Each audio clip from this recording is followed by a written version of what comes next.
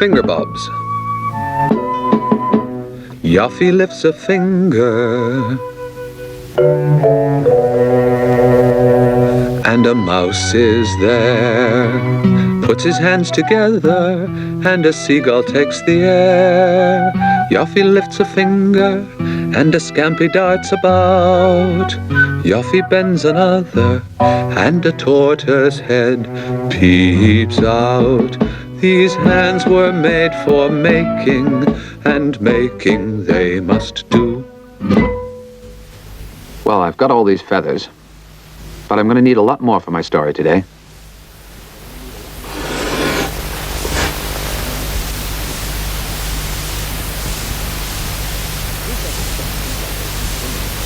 And who better to get me some feathers than my friend Gulliver? None better, says Gulliver, and that's true. Some of my best friends have got feathers. They have. I'll see what I can do. I like to rise and spread my wings, white upon the breeze.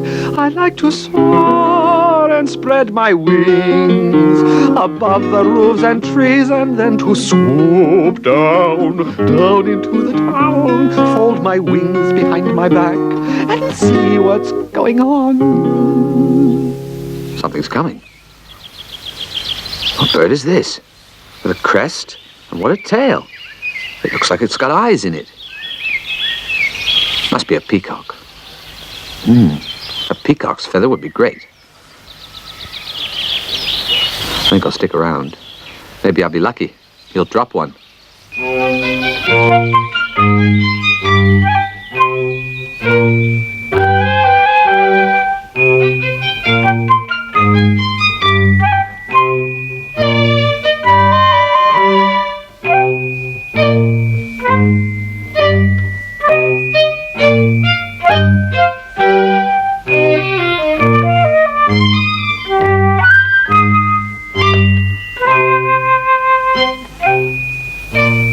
I think Gulliver's going to be some time.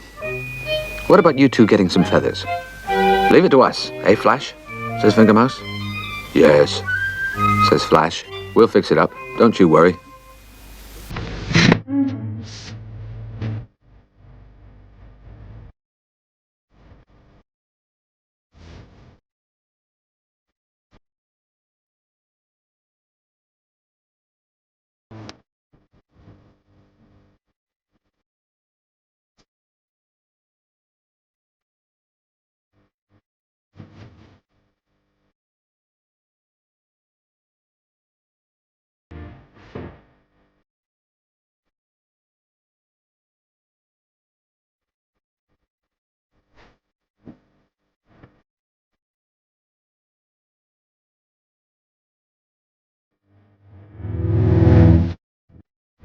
Oh, it's a breezy day, all right.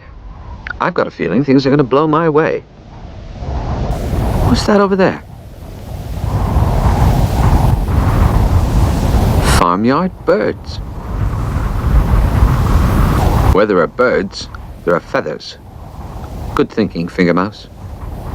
Look at all those feathers on the ground. Yeah. What's that strange feathered creature? It's not a feathered creature at all. It's a hedgehog with feathers caught in its prickles. If I could get him to roll down that slope, he can pick up the feathers with his prickles, save me an awful lot of trouble. I say, prickly friend, would you mind tucking your nose in and rolling yourself up into a ball? Then you could collect me some feathers in your prickles as you roll downhill. All right, says Hedgehog. On your prickles, get set, go.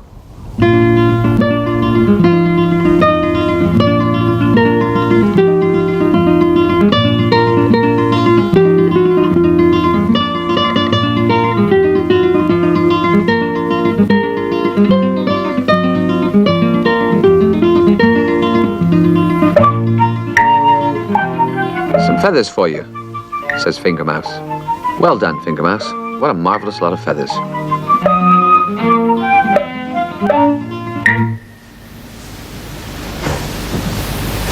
What's your friend's name? I call him Prickly Friend, says Fingermouse. He seems to answer to that. Don't you, Prickly Friend? Don't you, Prickly Friend? Prickly Friend. You answer to that name, don't you? See?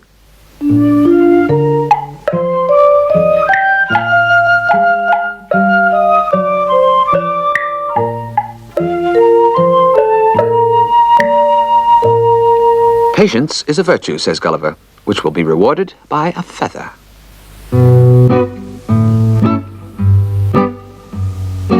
Slowly, steadily, I move at my own pace. They call me Flash, though I won't dash. Who wants to run a race?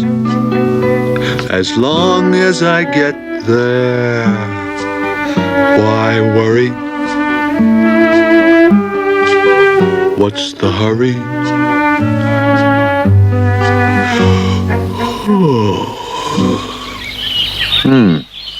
Lots of birds about, says Flash. Maybe some feathers will fall my way. This is where the Flash special shell comes in handy. I'll leave my shell here and see what happens. In the wood, 2 sparrows want to build a nest. This is a good place to build a nest, says one. Let's look around. Yes, let's look around. What's that down there? I don't know. What is it down there? Well, let's go and see then. Yeah, let's go and see. It'll make a good nest. It'll make a very good nest. Bit hard, though. Yeah, it's a bit hard. Needs lining with something soft. Like feathers. Yes, like feathers.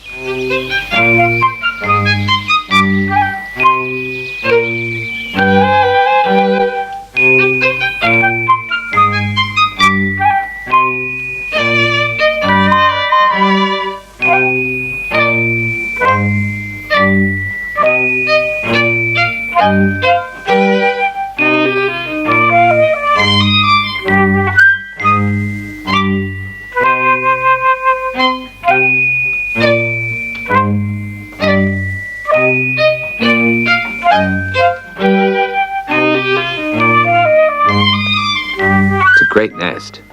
Yes, it is a great nest. Feathers, says Flash. It's full of feathers. I say, you two, do you mind if I have my shell back? And borrow these feathers for a bit? I'll return them to you.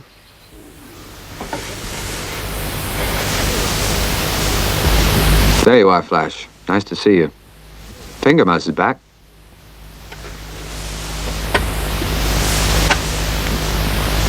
But I don't know what's happened to Gulliver.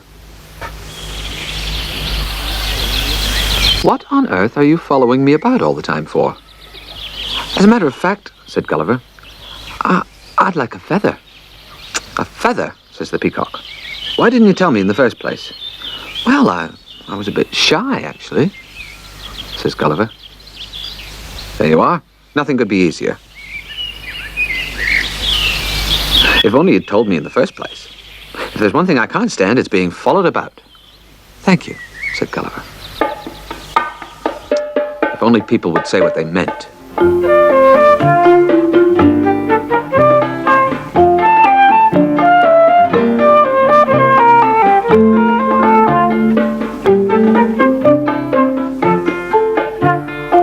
There you are. There's a feather, a rather special feather. Took a lot of getting. It's a peacock's feather, you know. I know. And it's beautiful. It's all I need to start the story. There once was a hat, a very special hat. It was made from the feathers of many different birds. Nobody remembered when it had been made. It was such a long time ago.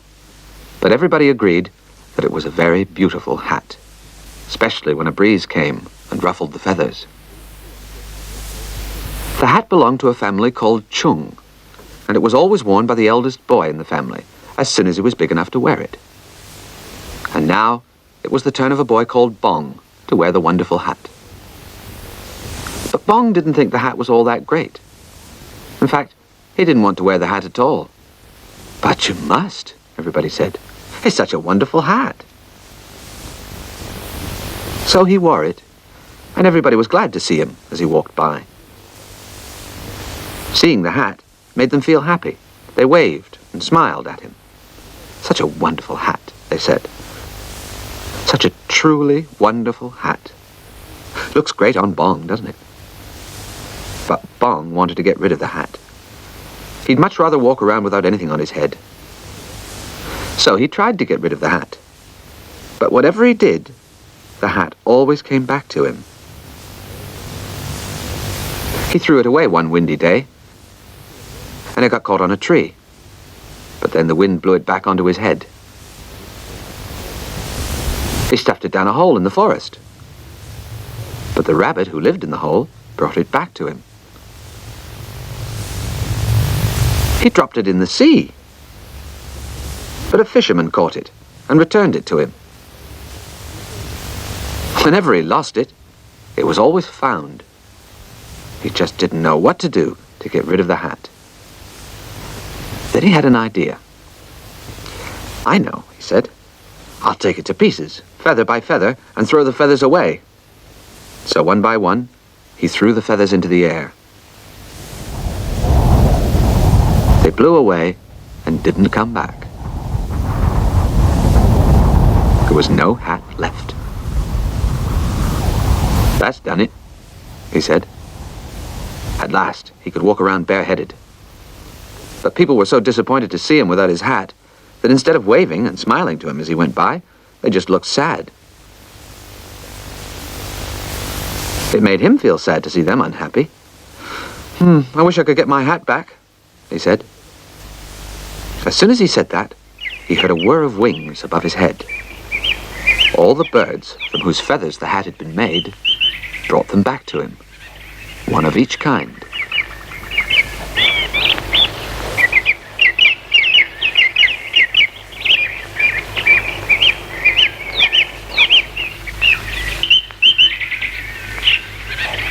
And in no time at all, his hat was made again.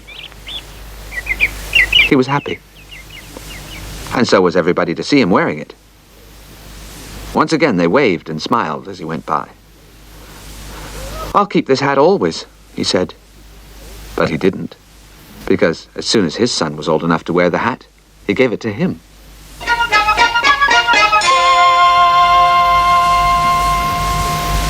And that's the end of the story.